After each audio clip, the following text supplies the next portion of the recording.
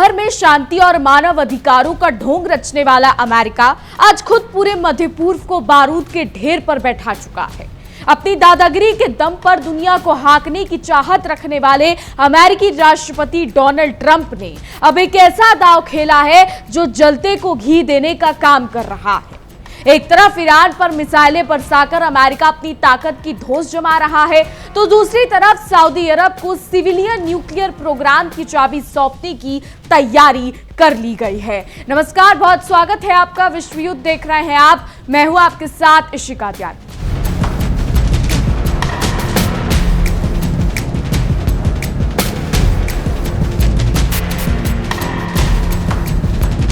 America की ये दोगली नीति साफ नजर आ रही है। जहां वो एक देश के परमाणु ठिकानों को मिटाने पर तुला है, तो वहीं दूसरे देश के लिए यूरेनियम संवर्धन का रास्ता साफ कर रहा है। 30 साल तक चलने वाले इस खेल में अरबों डॉलर का व्यापार छिपा है और अमेरिका का मकसद बिल्कुल साफ है कि मलाई सिर्फ और सिर्फ उसकी जेब में जाए। अपनी जेबें भरने के चक्कर में वॉशिंगटन ने तमाम अंतरराष्ट्रीय सुरक्षा नियमों और मानकों को भी ताक पर रख दिया है। अंधेर नगरी और चौपट राजा वाली कहावत को सच साबित करते हुए ट्रंप प्रशासन ने सऊदी के साथ हुए इस समझौते से उन कड़े नियमों को ही गायब कर दिया है जो किसी देश को न्यूक्लियर हथियार बनाने से रोकते हैं। दुनिया भर में उपदेश बांटने वाला वॉशिंगटन जब खुद के फायदे पर आता है तो सारे कायदे भूल जाता है। आने वाले दिनों में ये विवादास्पद प्रस्ताव अमेरिकी कांग्रेस के सामने पेश किया जाने वाला है। अमेरिका के इस कदम से साफ है कि उसे शांति की नहीं बल्कि अपने दबदबे और व्यापार की फिक्र है। मध्य पूर्व में भड़की आग को बुझाने के बजाय अमेरिका उसमें तेल छिड़कने का काम कर रहा है। लेकिन सवाल ये उठता है कि क्या अमेरिका का यह आक्रामक और स्वार्थी रवैया पूरे क्षेत्र को एक ऐसी तबाही की ओर नहीं धकेल रहा जहां से वापसी का कोई रास्ता नहीं बचेगा? क्या लगता है आपको? इस पूरे महासंग्राम का सबसे अहम हिस्सा 1, 2, 3 एग्रीमेंट है जिस पर अमेरिकी ऊर्जा मंत्री क्रिस राइट और सऊदी ऊर्जा मंत्री प्रिंस बिन सलमान ने दस्तखत किए हैं। यह समझौता अमेरिकी न्यूक्लियर सहयोग की रूपरेखा तय करता है, लेकिन इसमें सबसे बड़ी चालाकी यह है कि इसे इस तरीके से तैयार किया गया है ताकि सऊदी इंफ्रास्ट्रक्चर के विकास का पूरा ठेका सिर्फ अमेरिकी कंपनियों को ही मिले और बाकी विदेशी प्रतिस्पर्धी मुंह ताकते रह जाएं। चौंकाने वाली बात यह है कि इस समझौते में परमाणु सुरक्षा का माना जाने वाला गोल्ड स्टैंडर्ड ही शामिल नहीं है। अगर ये गोल्ड स्टैंडर्ड लागू होता तो सऊदी अरब पर यूरेनियम इनरिच करने या इस्तेमाल हो चुके न्यूक्लियर फ्यूल की रीप्रोसेसिंग पर पूरी तरीके से रोक लग जाती। ये दोनों ही वही तरीके हैं जिनसे परमाणु बम बनाने का सामान तैयार होता है। यानी अमेरिका खुद अपने हाथों से परमाणु हथियार की राह आसान कर रहा है। तो एक तरफ अमेरिका ये परमाणु सौदा पक्का कर रहा है, तो दूसरी तरफ ईरान के साथ उसका युद्ध लगातार 11वें दिन में प्रवेश कर चुका है। अमेरिका आसमान से लड़ाकू विमानों से बम बरसाता रहा है और मिसाइलों से धरती कपा रहा है, लेकिन दूसरे के लिए गड्ढा खोदने वाले अमेरिका को खुद भी इस युद्ध में भारी कीमत चुकानी पड़ रही है और उसकी अर्थव्यवस्था पर भी इसका गहरा असर साफ दिखाई दे रहा है।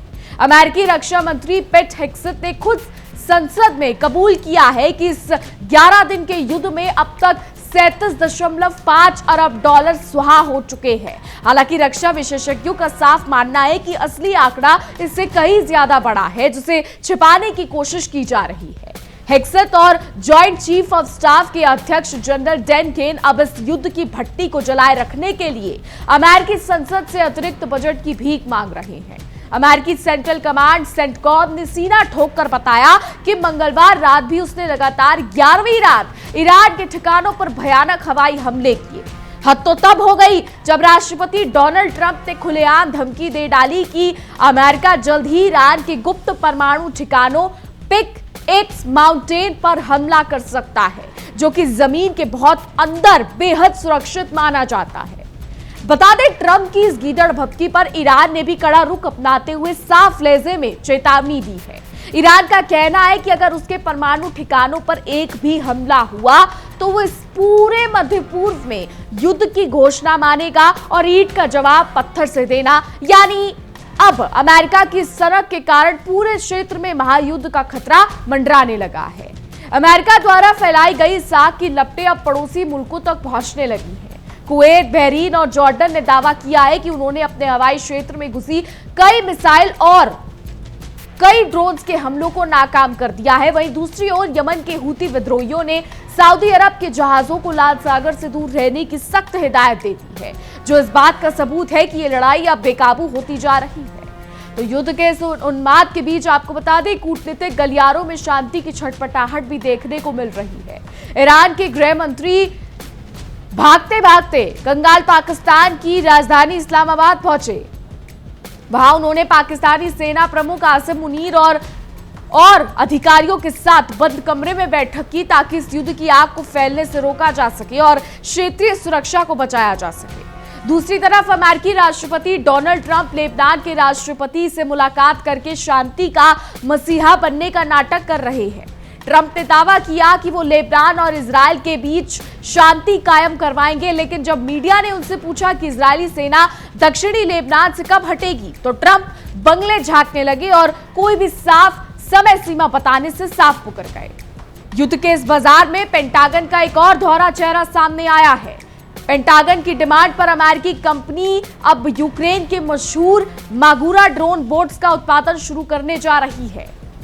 ऑरेगन स्थित ये कंपनी, जो कल तक अमेरिकी स्पेशल फोर्सेस के लिए नावें बनाती थी, अब यूक्रेन के परखे हुए ड्रोन बोट्स का लाइसेंस लेकर बड़े पैमाने पर प्रोडक्शन करेगी, जबकि यूक्रेन खुद नई पीढ़ी के ड्रोन बनाने में लगा है। अमेरिका की आक्रामकता का ताजा शिकार ईरान का हमदान प्रांत बना है। ईरान के सरकारी चैनल के मुताबिक अमेरिका ने हमदान प्रांत की कपूदार आहंग काउंटी पर भयानक हवाई हमला किया है। हमदान के उप गवर्नर ने भी इस बात की पुष्टि की है कि यह हमला अमेरिका की नई सैन्य ताकत का हिस्सा है। हालांकि अभी नुकसान का पूरा ब्यौरा आना बाकी है। कुल मिलाकर अमेरिका की दादागिरी और राष्ट्रपति ट्रंप का आक्रामक रवैया आज पूरी दुनिया के शांति के प्रस्तावों के लिए सबसे बड़ा खतरा बन चुका है। अपनी राजनीतिक रोटियां सेकने और अपनी हथियार कंपनियों की जेबें भरने के लिए अमेरिका जिस तरह से मध्य पूर्व को बर्बादी की आग में धकेल रहा है, उससे यह साफ है कि उसे इंसानी जिंदगियों की नहीं, सिर्फ अपनी चौधराहट से मतलब है। अमेरिका की इस दोहराव भरी नीति ने यह साबित कर दिया है कि उसके लिए नियम और कानून सिर्फ दूसरों को डराने के लिए होते हैं। जब अपने व्यापारिक और राजनीतिक फायदे की बात आती है, तो वॉशिंगटन हर तरीके से अंतर्राष्ट्रीय नियमों को कूड़ेदान में फेंकने में एक पल की देरी नहीं लगाता। सऊदी के साथ ये परमाणु सौदा इसी बात का सबसे बड़ा सबूत है।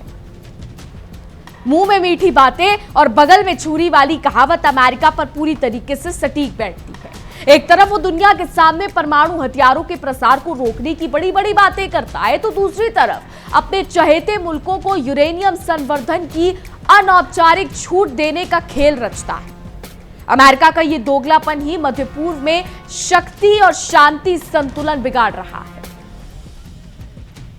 ईरान पर जारी ताबड़तोड़ बमबारी इस बात की गवाह है कि सुपर पावर होने के घमंड में चूर अमेरिका किसी की सुनने को तैयार नहीं है। हमदान प्रांत पर हालिया हमला यह दर्शाता है कि अमेरिका ईरान के असैन्य और रणनीतिक क्षेत्रों को निशाना बनाकर उसे पूरी तरीके से घुट्टों पर लाना चाहता है। लेकिन ईरान का पलटवार भी यह बता रहा है कि वो इतनी आसानी से हार मानने वाला तो बिल्कुल नहीं है। 37.5 अरब डॉलर पानी की तरह बहाने के बाद भी अमेरिकी सरकार की भूख शांत नहीं हुई है। अमेरिकी रक्षा मंत्री द्वारा अतिरिक्त बजट की मांग करना इस बात का सबूत है कि वॉशिंगटन इस युद्ध को लंबे समय तक खींचने की फिराक में है। अमेरिकी जनता के खून पसीने की कमाई को बारूद में बदला जा रहा है और ट्रंप प्रशासन, जी हां, इसे अपनी सफलता के रूप में पेश कर रहा है। डोनाल्ड ट्रंप का पिक एक्स माउंटेन पर हमले का दावा किसी बड़ी तबाही को न्योता देने वाले जैसा है। अगर अमेरिका ने ईरान के इतने संवेदनशील और बेहद सुरक्षित परमाणु परिसर पर हमला करने की हिमाकत की, तो उसके परिणाम सिर्फ ईरान तक सीमित नहीं रहेंगे। पूरे क्षेत्र में तेल का संकट खड़ा हो जाएगा और वैश्विक अर्थव्यवस्था ताश के पत्तों की तरह ढह सकती है। ईरान द्वारा दी गई कड़ी चेतावनी की वो इस पूरे मध्य पूर्व में युद्ध का विस्तार मानेगा, कोई खाली धमकी नहीं है। यमन के हूती विद्रोहियों का लाल सागर में सऊदी जहाजों को रोकना और कुवैत, बहरीन, जॉर्डन के हवाई क्षेत्रों में मिसाइल का आना इस बात का साफ इशारा है कि युद्ध का दायरा अब काबू से बाहर हो रहा है। इस पूरे घटनाक्रम में अमेरिका की हथियार निर्माता कंपनी की तो बल्ले बल्ले हो रही है। पेंटागन द्वारा यूक्रेन के मागुरा ड्रोन बोट्स का लाइसेंस लेकर अमेरिका में उत्पादन करवाना यह दिखाता है कि कैसे अमेरिका युद्ध के नाम पर अपना व्यापार चमकाने में जुटा हुआ है। दूसरों की मौत, अमेरिका का मुनाफा, यही आज की अमेरिकी विदेश नीति का असली चेहरा बन चुका है। शांति वार्ताओं के नाम पर डोनाल्ड ट्रंप जिस तरीके का ढोंग रच रहे हैं, उसकी पोल लेबनान के राष्ट्रपति के साथ हुई मुलाकात में खुल गई। इजरायली सेना की वापसी पर चुप्पी साध लेना यह साबित करता है कि अमेरिका सिर्फ अपने सहयोगियों के आक्रामक रवैये का बचाव करता है और शांति बहाली की उसकी बातें महज एक छलावा है। दूसरी ओर पाकिस्तान पहुंचे ईरान के गृह मंत्री और पाकिस्तानी सेना प्रमुख की बैठक ये बताती है कि क्षेत्र के देश अब अमेरिका के इस भयानक खेल से घबरा चुके हैं। मध्य पूर्व और दक्षिण एशिया के देश भली भांति जानते हैं कि अगर अमेरिका की इस तबाही की आग को तुरंत नहीं रोका गया तो इसकी आग से कोई भी पड़ोसी मुल्क अछूता नहीं रह पाएगा। इतिहास गवाह है कि अमेरिका जब जब किसी क्षेत्र में शांति स्थापित करने के नाम पर घुसा है, वहां सिर्फ बर्बादी, भुखमरी और कत्लेआम ही बचा है। ट्रंप प्रशासन का यह आक्रामक और स्वार्थी रवैया पूरी दुनिया को एक ऐसे तीसरे विश्व युद्ध के मुहाने पर लाकर खड़ा कर चुका है और अगर दुनिया के बाकी देशों ने अमेरिका की इस दादागिरी पर लगाम नहीं लगाई तो उसका खामियाजा पूरी मानवता को भुगतना पड़ेगा। तो अपनी गली में तो हर कोई शेर होता है। अमेरिका भी अपने देश में बैठकर दूर दराज के मुल्कों पर मिसाइलें दागने की सनक से ग्रसित है। वॉशिंगटन के ऐसे एसी कमरों में बैठे नीति निर्माताओं को इस बात का रत्ती भर भी फर्क नहीं पड़ता कि उनकी सनक के कारण मध्य पूर्व के निर्दोष नागरिकों की जिंदगी तबाह हो रही है। उनके लिए तो ये युद्ध केवल अपने हथियारों की नुमाइश और राजनीतिक रसूख बढ़ाने का एक जरिया मात्र है।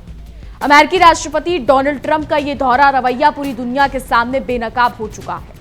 एक तरफ ईरान के परमाणु ठिकानों को जमींदोज करने के लिए मिसाइलें दागी जा रही हैं, तो दूसरी तरफ सऊदी को सिविलियन न्यूक्लियर प्रोग्राम देने का लालच दिया जा रहा है। अमेरिका का ये नया न्याय सिर्फ अपनी सहूलियत और आर्थिक स्वार्थ देखकर तय होता है, जिसके केंद्र में केवल अमेरिकी कंपनियों का फायदा छिपा है। कहावत सुनी होगी, उल्टा चोर कोतवाल को डांटे।